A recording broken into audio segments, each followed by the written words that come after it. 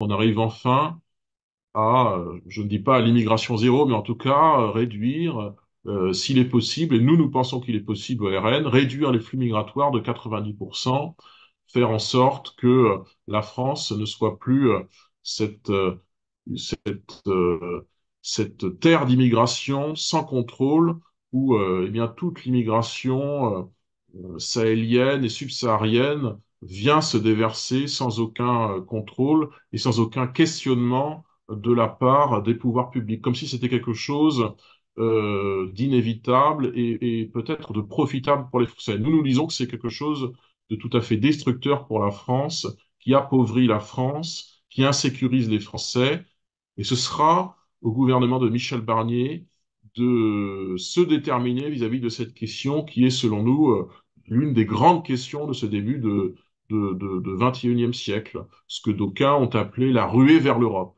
Eh bien, cette ruée vers l'Europe, cette ruée vers la France, une immigration qui, encore une fois, n'est pas désirée par une majorité du peuple français, ce sera une des grandes questions des années à venir, et ce sera donc une des grandes questions dont devra s'occuper, et là, dans les semaines à venir, le gouvernement de Michel Barnier.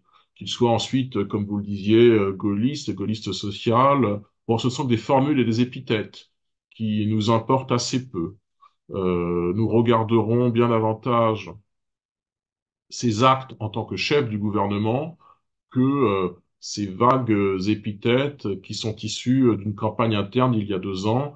C'est pas tellement important pour nous ce que M. Barnier a dit dans les quelques semaines de la campagne interne des Républicains en 2021. Ce qui est important, c'est ce qu'il fera là à partir de la fin 2024 pour la France et les Français.